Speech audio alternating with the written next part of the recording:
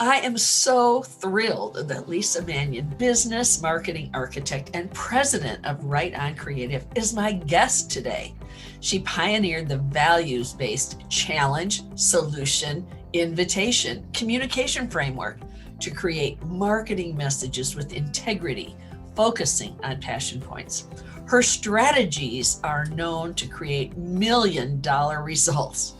She is dedicated to reverse engineering your most powerful solutions into profitable revenue streams. She offers custom coaching, consulting, and copyright training. Visit rightoncreative.com to access her business building resources. Welcome to the podcast, Lisa. So Lisa, I like to start off with asking people what they do, but then more importantly, asking you to tell us why you do it.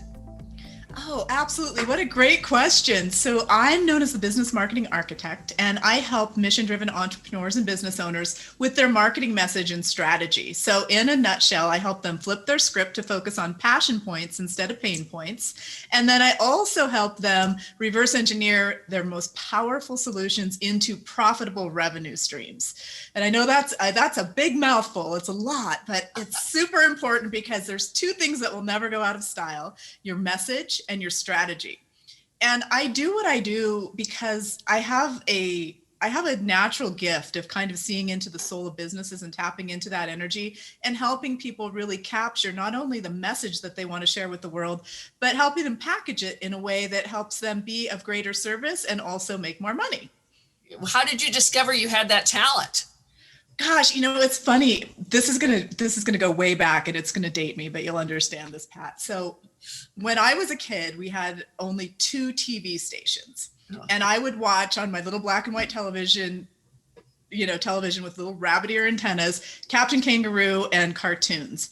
And then I'd say by the time I was about 5, I was dissecting commercials back then and thinking, my gosh, they're missing the mark. I just knew intuitively what was going to work and what wouldn't work, and also have always been drawn to the written word. So in 4th grade, a gal pal and I created the first ever school newspaper for our elementary school on a mimeograph machine. So this has just been in my blood. I guess so. Oh my gosh. And how long did it take you to get to where you are right now? Like, what's the path that led you to working with mission-driven entrepreneurs? Oh, such a good question. So throughout high school and college, I took journalism, and I was the ads manager for my high school newspaper and was very interested in that. So I was able to not only be a lead journalist there and write articles, but also get paid for selling advertising. So again, still just naturally, kind of building that into everything that I've done. And then from there, I went and I've kind of ping-ponged between nonprofit organizations and being in the service industry. Of course, what I do is of service now too, but working with nonprofits and helping to oversee millions of dollars worth of funding to help those that were less fortunate. And then I worked for radio stations. So I'm a certified radio marketing master through the Radio Advertising Bureau. And then I worked for ad agencies. So how I got to Right On Creative is I resigned from a premier ad agency. At the time I was living in Idaho. I resigned in 2003 and started Right On Creative, and the rest is history. Wow. And did you move to Oregon at that same time? I didn't.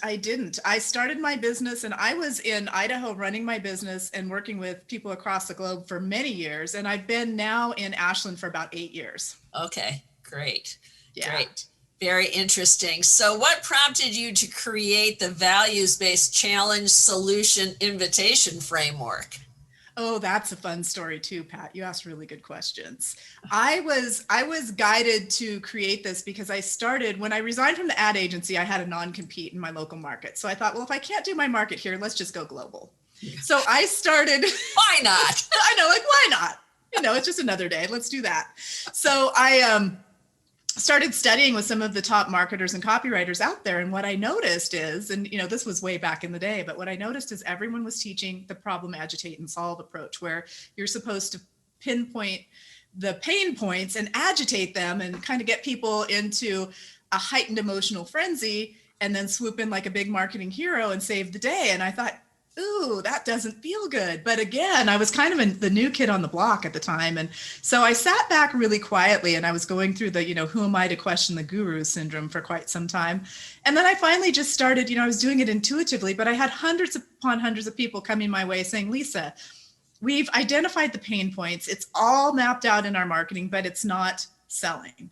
It's not attracting our clients. So that's when I'd have to have them back up and say, okay, let's look at the formulas you're using. Are you infusing your values in everything you're doing?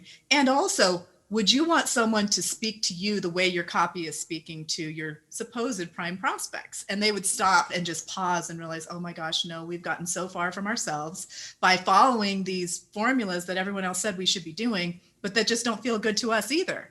Yeah. So it kind of was a natural progression, and I started becoming more confident and just my knowledge and knowing. I've always been highly intuitive, but I'm like, I know this works. I know this is the right way to do business. I'm not saying that the pain point approach can't work. It can, but what I found is it actually perpetuates buyer's remorse and increases chargebacks and return rates, which is not always a good thing if you want to create long-term sustainable business success. Yeah, exactly.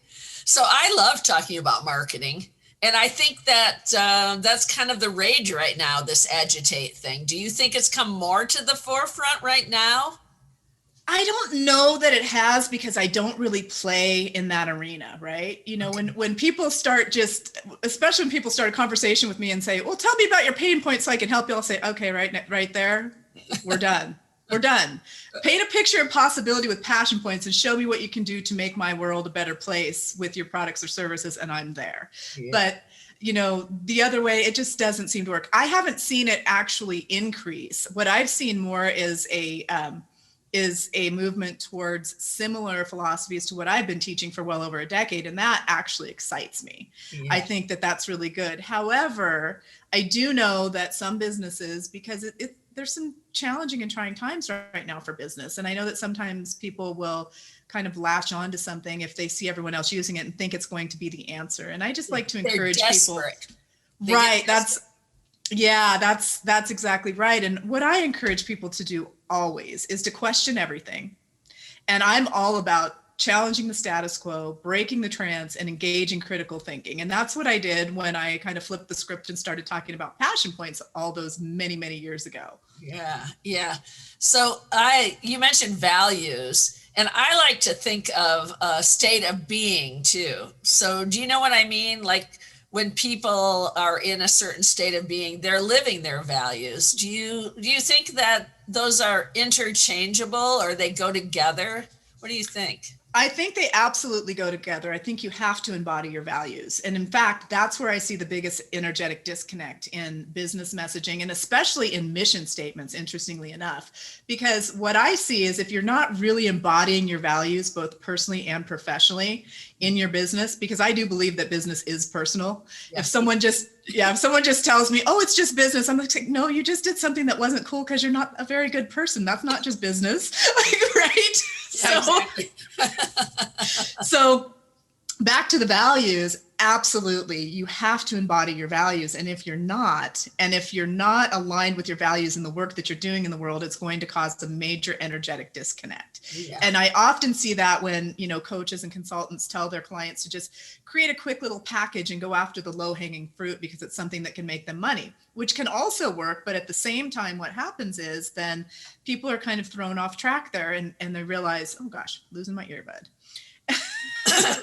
And they realize that they don't really feel good about that package they made just to make money, and they have to go back and look at their values again. And it's easy to actually repackage something to work with your values. It's totally possible. Yeah. And I agree with something you just said. I think being an entrepreneur is a personal growth experience. Oh my gosh, the biggest one you'll ever experience in your life, right? I talked to a sales trainer once, somebody who goes around talking to and training thousands of salespeople within large corporations. And I was telling him, well, in a past life, I used to work in sales, and then I became an entrepreneur and found out what sales really is. And he went, yes, exactly. That's why I don't sell my own stuff. Like, it is. It's the hardest thing to sell, don't you think?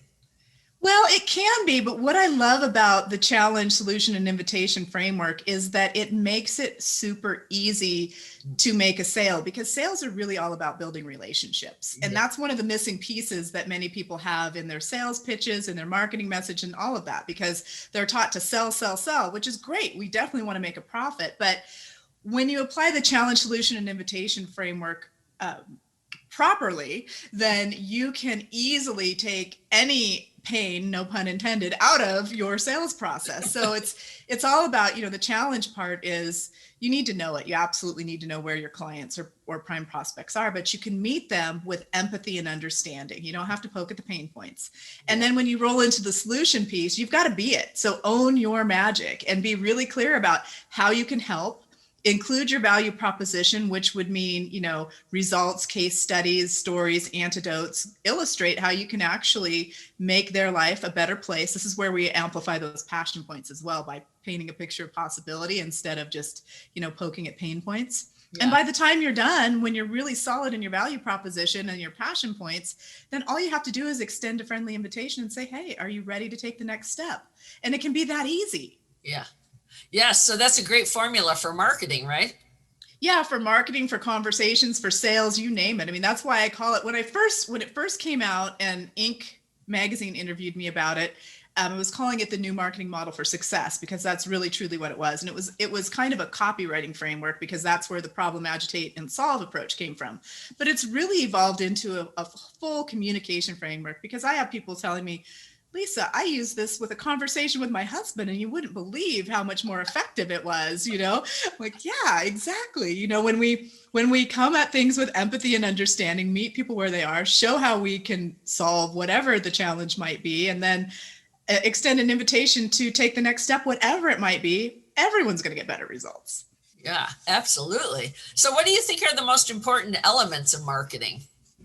Oh my gosh, two things will never go out of style, and that's your message and your strategy. Now, they will evolve, and this is the piece that many people miss. Everyone's looking for a set it and forget it methodology, and that's not the way marketing works either. Everything evolves, because as we grow and evolve as people, so do our clients, so do our messages and strategies. So you've got to be really clear on your message. And you've got to be really clear on your strategy on how to get that message in front of people. I have so many people who have spent tons of money with copywriters and marketers, and they have a really fantastic message, and it's just sitting there because they're not either driving traffic to their website, or they don't have a mainstream media mix in place where they're doing paid placement of ads or whatever it might be. But the truth of the matter is, you can have the best message in the world, but if you have no strategy, then you're definitely not going to get results. And another place where I flip the script is I say that your copy is actually queen. Many people say that it's king, but I said, no, absolutely it's not. Your copy is queen. That's the nurturing, relationship building part of your marketing. And your strategy is king. And that's that masculine energy that's driving everything, home towards the sale. So it's kind of a fun way to look at things, because if those two things are not working together, much like a relationship, it's an intricate dance, then it's not going to work. Yeah. And what do you think are strategies that people, as they look at making a plan for a year, what are strategies that you think are important to implement? Well, I used to plan everything a year in advance, and I've actually changed my tune on that a little bit, just because times are kind of wonky right now. I mean, I don't have a more technical term for it. It's interesting times. So I tend to encourage people to create their content strategy plan, which is also a marketing calendar, for 90 days at a time. Mm-hmm. And to remember that our plan needs to be pliable, because we've got to be able to pivot and change when the marketplace changes. But be sure to have a very consistent message. Map out your revenue streams. I always tell people, when people come my way about web copy and things like that, they're like, well, we just need some web copy. I'm like, no, we need to know your revenue streams and what you're writing into, so we can write this in a way that's going to actually, generate sales for you. And oftentimes people miss those strategic pieces. And that's also one of the things that I love doing. I just have a gift of seeing the big picture and where all the little puzzle pieces fit together and how to make that work. Yeah. And so do you do all marketing for your clients, like help them with paid advertising and that kind of thing? I don't really do the paid advertising anymore. I mean, back in the day, I definitely have a skill set to do it, and sometimes I will do some consulting around it. Most of what I focus on is more content strategy plans, right? Yeah. So I don't have a ton of clients who are doing any mainstream media at the moment, but I will say this: it definitely works. I mean, I used to, back in the ad agency days, used to handle all of that for clients, and write the scripts for radio and television and oversee production and do all of that. But now I really focus on helping them dial in their message and getting their content strategy plans in place and making sure that they've got that foundational piece really dialed in. Yeah. And where do you think people struggle the most?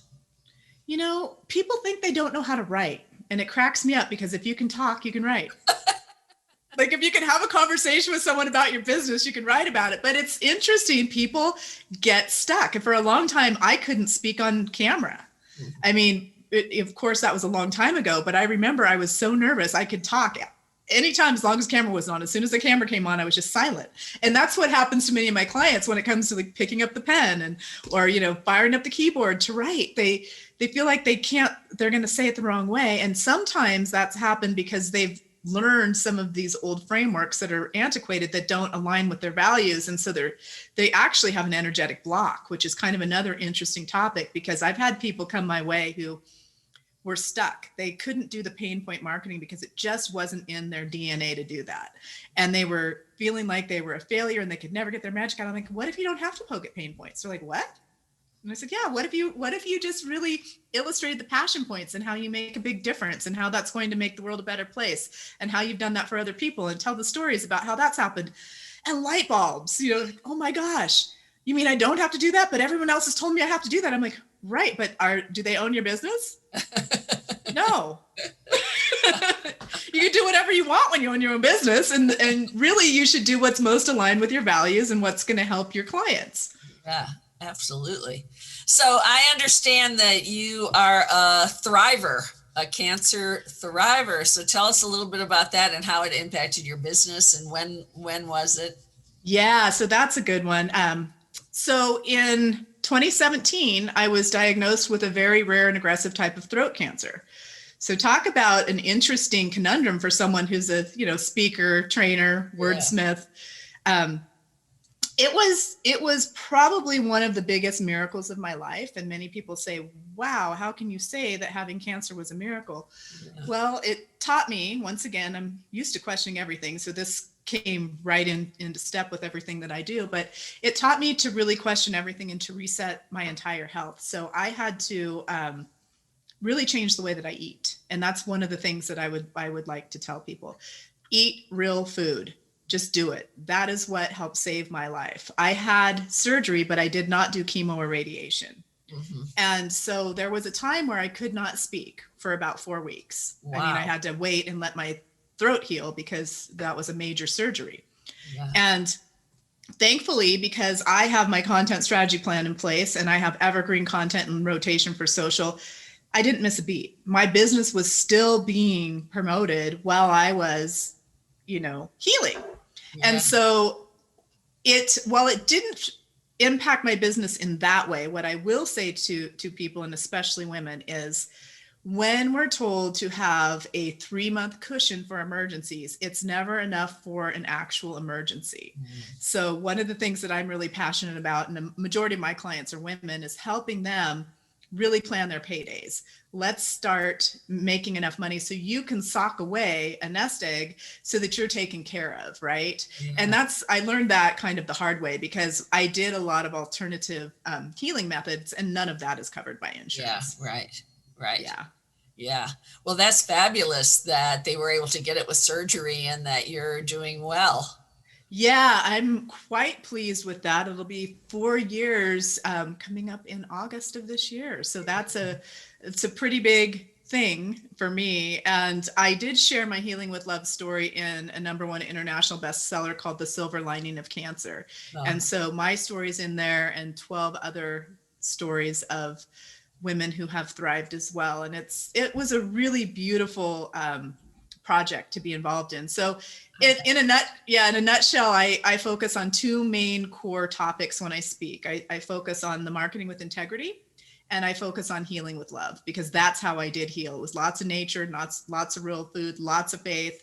And it's possible, but we're not always questioning everything and looking at what's best for us. Yeah. And so I chose not to do chemo or radiation, and that was my choice. And I'm not telling anyone else what to do, because I'm not a doctor. I'm just saying that changing the way I ate and juicing and doing all those things saved my life. Yeah. Yeah. That is so fabulous. Great.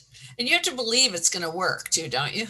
Oh, belief is such a big piece of it. I love you brought that up, because, we've all heard of placebos, right? So someone can give you a sugar pill, for instance, and you think that it's medicine and you're cured.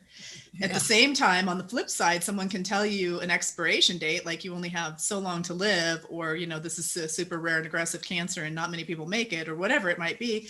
And you can buy into that as well. Yeah. And what I chose to do is to buy into healing with love, because I have a really strong connection with source, God, universe, whatever you choose, insert your own preference there. But I just had absolute faith, and I got a little voice told me, hey, you're going to heal this with love. And I believed that. And that's what I focused on. Yeah, that's so fabulous. I love that story. And I have experienced and witnessed other people who have done the same thing, either extended their lives way longer than people said, or completely cured themselves. And it is just such a powerful thing to really believe that what you're doing is the right thing for your own body.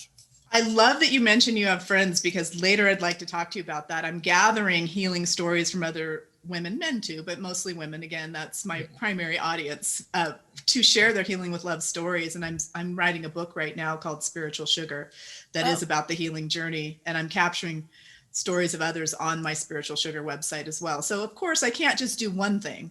I've got to, face a major, face mortality and then start another business. But that's really more of service. I want to get that book done, share my story. And I also would like to create a series of anthologies to share healing stories of other people who had hope and who can give hope to others, because until we know, we just don't know. Right. We've got to hear from other people what they've been able to do. Yeah, right. Absolutely.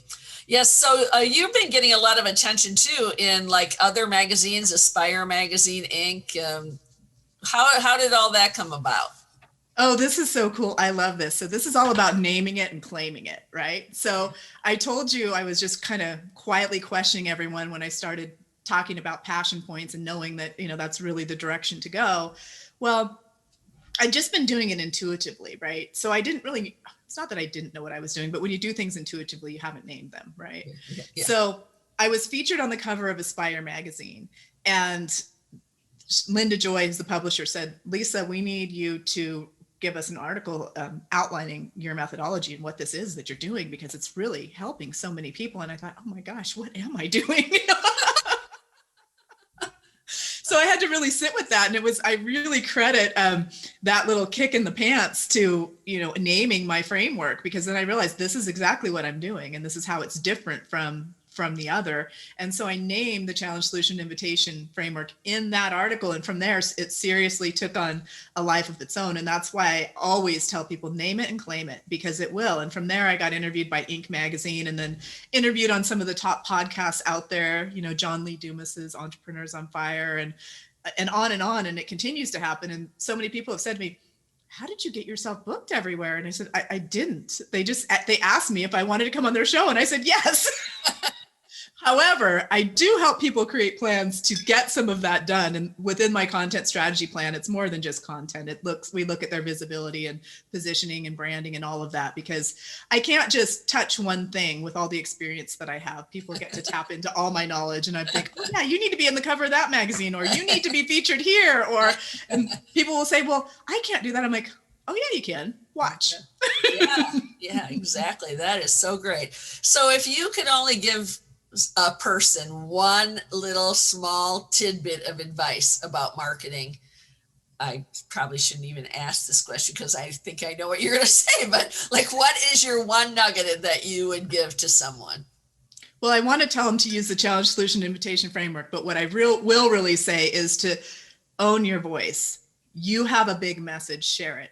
People need to hear what you have to say, so don't hide out. Yeah, That's really great. I think that is so true because a lot of people don't feel confident in their message.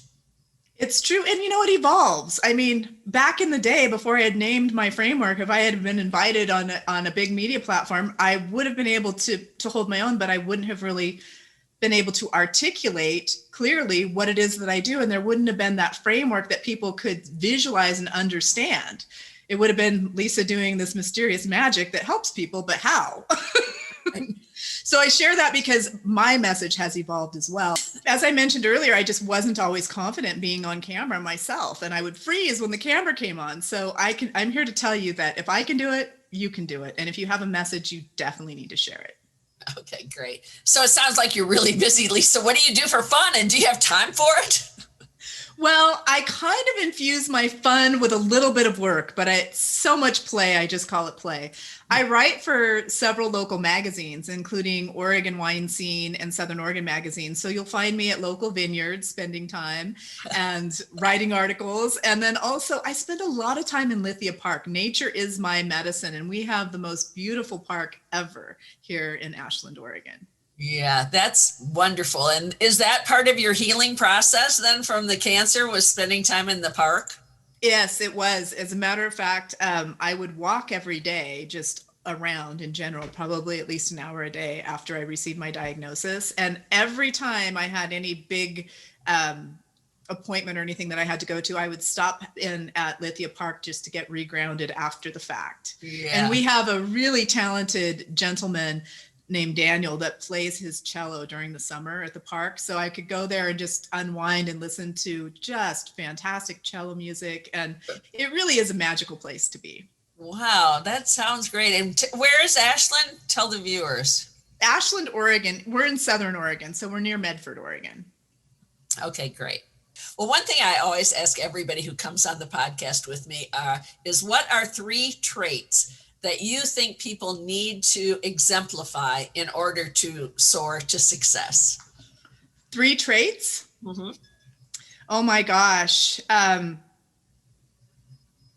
thinking because there's so many. You need to be really a self-starter. I think that's important. You need to be able to own your message. And you also need to know that there are a lot of ups and downs, and overnight success happens in about 10 years. Okay, that's awesome. Thank you. Well, Lisa, it was a real honor to have you on with me today. I loved listening to your message and your life story and all that. Is so inspiring. So thank you so much. Thank you for having me. It's my honor. Great. Thanks. Bye-bye. Thanks for listening to the Soar to Success podcast. For more insights into growing your business or improving your quality of life, visit soartosuccessmagazine.com and subscribe to the Soar to Success podcast on iTunes.